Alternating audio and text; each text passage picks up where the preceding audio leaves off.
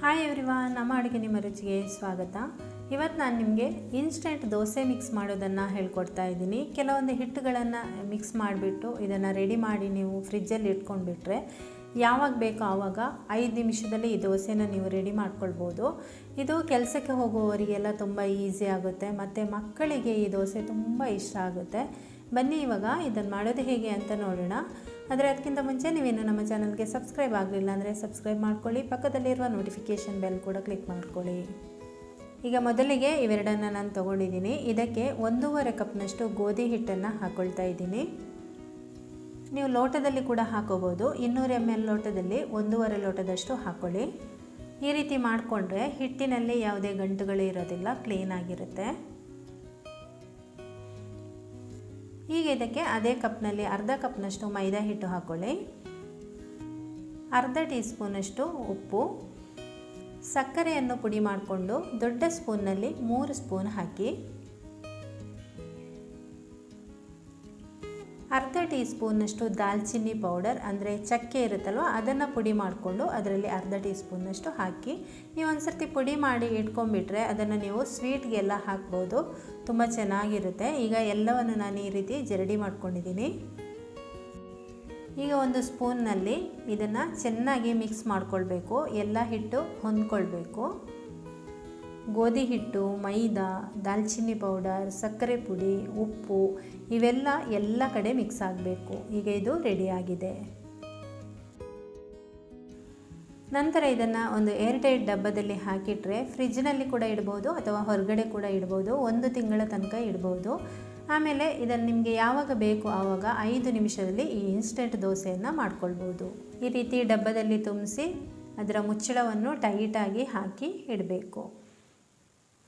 ಈಗಿನ ಮಕ್ಕಳಿಗೆ ಇದು ತುಂಬ ಇಷ್ಟ ಆಗುತ್ತೆ. ಈ ದೋಸೆ ಪೌಷ್ಟಿಕಾಂಶನೂ ಹೌದು. ಇದರಿಂದ ಈಗ ದೋಸೆ ಮಾಡೋದು ಹೇಗೆ ಅಂತ ನೋಡೋಣ. ನಾನಿಲ್ಲಿ ಈ ರೆಡಿ ಮಿಕ್ಸ್ನಿಂದ ಅರ್ಧ ಕಪ್ನಷ್ಟು ದೋಸೆ ಹಿಟ್ಟನ್ನು ತಗೊಂಡಿದ್ದೀನಿ. ಈ ಥರದ ಕಪ್ ಇಲ್ಲ ಅಂದರೆ ಈ ರೀತಿ ಗ್ಲಾಸಲ್ಲಿ ನೀವು ಹಾಕೋಬೋದು. ಇದು ಸುಮಾರು ಅರ್ಧ ಕಪ್ನಷ್ಟು ಆಗುತ್ತೆ ಈ ಗ್ಲಾಸು. ಹಿಟ್ಟನ್ನು ಒಂದು ಬೌಲ್ಗೆ ಹಾಕ್ಕೊಳ್ತಾ ಇದ್ದೀನಿ. ಇದಕ್ಕೆ 2 ಸ್ಪೂನಷ್ಟು ಎಣ್ಣೆ ಹಾಕ್ಕೊಳ್ಳಿ, ಯಾವುದಾದ್ರೂ ಎಣ್ಣೆ ಆಗುತ್ತೆ, ನೀವು ಅಡುಗೆಗೆ ಬಳಸುವಂಥದ್ದು. ಆಮೇಲೆ 2 ಸ್ಪೂನಷ್ಟು ನೀರು ಸೇರಿಸ್ಕೊಳ್ಳಿ. ನಂತರ ಈ ರೀತಿ ಚೆನ್ನಾಗಿ ಮಿಕ್ಸ್ ಮಾಡ್ಕೊಳ್ಳಿ. ಈಗ ಅರ್ಧ ಕಪ್ನಷ್ಟೇ ಮೆಜರ್ಮೆಂಟಲ್ಲಿ ಹಾಲು ತಗೊಳ್ತಾ ಇದ್ದೀನಿ. ಈ ಹಾಲು ಸ್ವಲ್ಪ ಸ್ವಲ್ಪನೇ ಹಾಕ್ತಾ ಮಿಕ್ಸ್ ಮಾಡ್ಕೊಳ್ಳಿ. ಬಿಸಿ ಮಾಡಿ ತಣ್ಣಗಾಗಿರುವಂಥ ಹಾಲು ತೊಗೊಂಡಿದ್ದೀನಿ ನಾನು. ಹಾಲು ಈ ರೀತಿ ಸ್ವಲ್ಪ ಸ್ವಲ್ಪನೇ ಹಾಕ್ತಾ ಗಂಟಾಗದಂತೆ ಮಿಕ್ಸ್ ಮಾಡ್ಕೊಳ್ಬೇಕು. ನೋಡಿ ಈ ರೀತಿ ಮಾಡ್ಕೊಂಡಿದ್ದೀನಿ ಈಗ. ಅಥವಾ ನಿಮಗೆ ಹಾಲಿನ ಅಂದಾಜು ಗೊತ್ತಾಗಲಿಲ್ಲ ಅಂದರೆ ಒಂದು ದೋಸೆ ಹಿಟ್ಟಿನ ಹದಕ್ಕೆ ಎಷ್ಟು ಬರಬೇಕು ಅಷ್ಟು ಹಾಲು ಸೇರಿಸ್ಕೊಂಡು ಮಾಡ್ಕೊಳ್ಳಿ. ಈ ಹದಕ್ಕೆ ಹಿಟ್ಟು ಮಾಡ್ಕೊಂಡಿದ್ದೀನಿ. ಹಾಲು ಹಾಕಿ ಮಾಡೋದ್ರಿಂದ ತುಂಬ ರುಚಿಯಾಗಿರುತ್ತೆ ಇದು. ಈಗ ಇದಕ್ಕೆ 1/4 ಟೀ ಸ್ಪೂನಷ್ಟು ಬೇಕಿಂಗ್ ಪೌಡರ್ ಹಾಕ್ಕೊಳ್ತಾ ಇದ್ದೀನಿ. ಆಮೇಲೆ ಇದನ್ನು ಒಂದು ಸರ್ತಿ ಚೆನ್ನಾಗಿ ಮಿಕ್ಸ್ ಮಾಡ್ಕೊಳ್ಳಿ. ಬೇಕಿಂಗ್ ಪೌಡರ್ ಹಾಕದೆ ಕೂಡ ನೀವು ಮಾಡ್ಕೋಬೋದು. ಒಂದು 5-10 ನಿಮಿಷ ಹಾಗೇ ಹಿಟ್ಟು ಇಟ್ಬಿಟ್ಟು ಆಮೇಲೆ ದೋಸೆ ಮಾಡ್ಕೊಳ್ಬೋದು. ಈಗ ನೋಡಿ ಹಿಟ್ಟು ಈ ರೀತಿ ರೆಡಿಯಾಗಿದೆ. ಬನ್ನಿ ದೋಸೆ ಮಾಡೋದು ನೋಡೋಣ. ತವಾ ಚೆನ್ನಾಗಿ ಬಿಸಿಯಾಗಿದೆ.